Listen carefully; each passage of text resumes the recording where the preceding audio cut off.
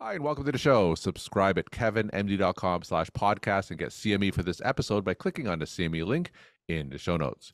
Today, we welcome Luissa Kiprono. She's a maternal fetal medicine physician, and we're going to talk about her book, Push Then Breathe, Trauma, Triumph, and the Making of an American Doctor. Luissa, welcome to the show. Thank you for having me, Kevin. So let's start by briefly sharing your story and journey. So my journey started about 35 years ago when I stepped foot in the United States. I was coming to visit America for 2 months and get to meet and know my father, who was a political dissident and who defected here to the United States from communist Romania. As I said, I came here for 2 months and through a very serious, let's say, set of events that was not by design. I remained here in the United States. And the first 6 years and 8 months were extremely, extremely difficult. Imagine someone that comes from a different country that doesn't speak the language, doesn't have any family, any ties to the new place, and really doesn't expect to be here, right? And all of a sudden, it's kind of stuck. That was an extremely hard time for me.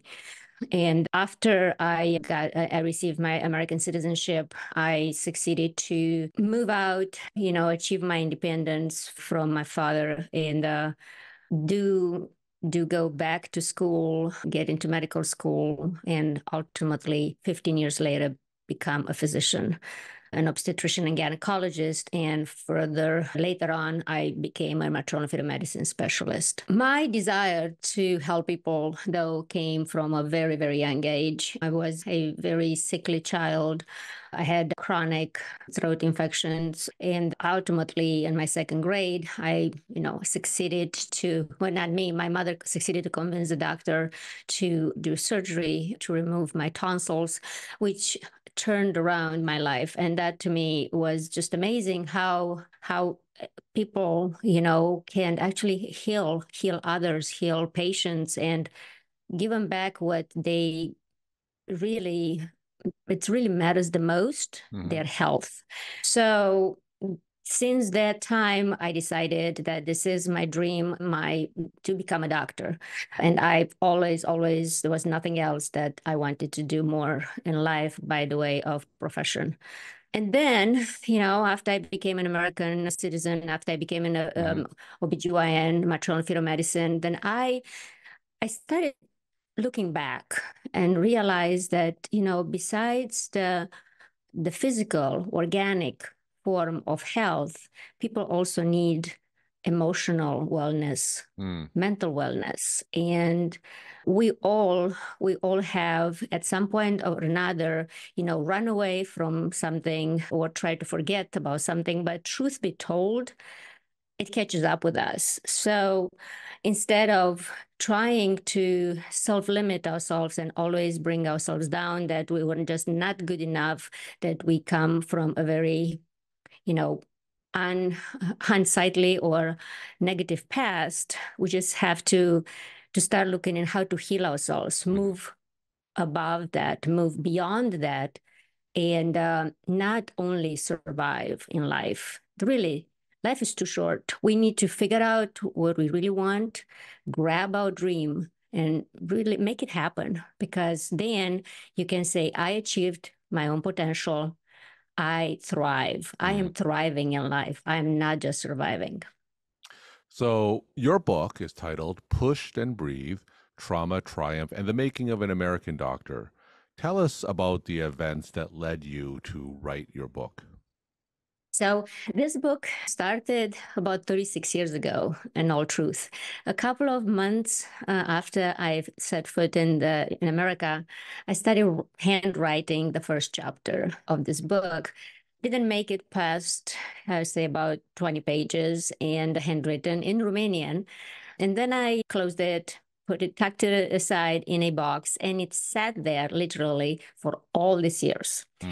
And then Then after I finished my fellowship and after I became a maternal fetal medicine specialist, I started thinking about it. It started, kind of started popping in my mind. And I was like, what about that book? What about if I just bring it back and start working on it? So, shortly I started working on it on my own again. I was very determined this time around. So I started recording my own self so I can, make it faster. And that didn't last very long once again. So I finally said, that I am working full time. I am a single parent. Something has to give. So I actually hired a book coach who helped me along to get this dream of mine, accomplished. It took about 5 years to finish it. Last March, so 13 months ago, we finished it and it got accepted for publication. But it was a very, very long road. And not only at the process of writing it and editing it and finding a publisher, but also my own vulnerability, putting it out there to the world. That was by far the hardest thing that one can get over, to be able to put on paper their whole life story. We all have hardships, trials, and tribulations in our lives. But we always are afraid to share it, to show our humane and how vulnerable state, because we are afraid we are the only ones out there that goes through it. And, some of us say, well, who's going to care? Or some of us think, well, if I show, bare my heart to the world, they're going to change their opinion about me. They're going to think that, oh my God, you are so vulnerable. You are so, you're not the person we used to know you. And, truth be told, we need to do that in order to not only help others, but help ourselves. So that was a very, very hard thing for me to, to get over it. When I started working on this book, Kevin, I went in the attic and I took down 2 boxes full of planners and journals, and I spread them on the floor, and pictures, and I spread them on the floor so I can start working on it. And it was heartbreaking to walk that memory lane. But a lot of the times, we can choose, or we can try to go around it. We can try to avoid it, run away from it. But until we get through it, to experience that raw realization that this is who we are, and that's what we want to put out to the world, if we want to show the world that, compassion and empathy, it's something that we are willing to share, that is who we are, the true of us. It's not, nothing is going to come like in its true form. So it was an experience. So tell us about how your life journey and all the obstacles that you overcome in your life, how does that affect you today as a physician, as a maternal fetal medicine physician? As a maternal fetal medicine physician, as a woman's doctor, especially, I chose high risk pregnancies because of, one, I had very high risk pregnancies myself, and I think that's what drew me to that field. But when I talk to my patients, it's, to me, at this point in my life and for the last decade or so, after you gain experience and you're comfortable in your, specialty or whatever that may be, those visits and those discussions no longer become, we call it, textbook. You talk to people because these patients are your fellow human being, and you want to help them. And, they open their heart to you and they talk about, their, what they go through, what the pains of the pregnancy, of the high risk that they go through, or the desire that they want to have another child or that they had a loss in the past. And to me, those conversations are now, so true to the core, to the heart. And we talk, it's almost as like, hey, let's just have a conversation on how are we going to carry you through this pregnancy in the most safest way for you, for the baby to become, the most successful, at the end when you hold that baby in your arms. So it becomes a journey with my patients. It's a journey of, not only taking care of them medically, but also spiritually, because think about our patients. Our patients when they come to us, they come in their most vulnerable state. So I am honored to take care of them. I am honored to help them. And that's how I spend my every day of my life when I'm a physician. Now, what are some of the other key messages that you want readers to come away with after reading your book? So my book has a story, but also a message. So the story is a story of a young woman who came for a 2 month visit and ended up in a journey of her lifetime, went through a lot of hardship, abuse, trauma, mental abuse, physical abuse, rape, full dependence, isolation, and who succeeded to overcome all that, not only overcome and free herself out of that situation, but move forward and thrive. And that is the message. The message is that we all have trials and tribulations in our lives. However, we have to figure out first, what did we learn? For me, I learned that I cannot change my past, that whatever has been done to me is behind me and I must let go. The second thing is we have to figure out what drives us. So for me, it was my dream to become a doctor. So figure out your dream, your goal, and grab on it. And don't let go until you succeed, until you accomplish it. And the third, what's in your rainbow? In my rainbow, what is either my handicap, being a foreigner, having to learn a language, a system, having to go get over what has happened to me, not or my amazing abilities. So I chose the latter. I chose the positive state that yes, I can overcome my past and I can thrive in my life. So my readers, my viewers, I want them to take those three questions. What did you learn? What drives you? What's in your rainbow? We're talking to Luissa Kiprono. She's a maternal fetal medicine physician, and we're talking about her book, Push Then Breathe: Trauma, Triumph, and the Making of an American Doctor. Luissa, one of the themes in your book is one of forgiveness, right? So talk more about that and how your experiences regarding the process of forgiving contributed to your own personal growth. Resilience is something that we have to cultivate. It's like a muscle, right?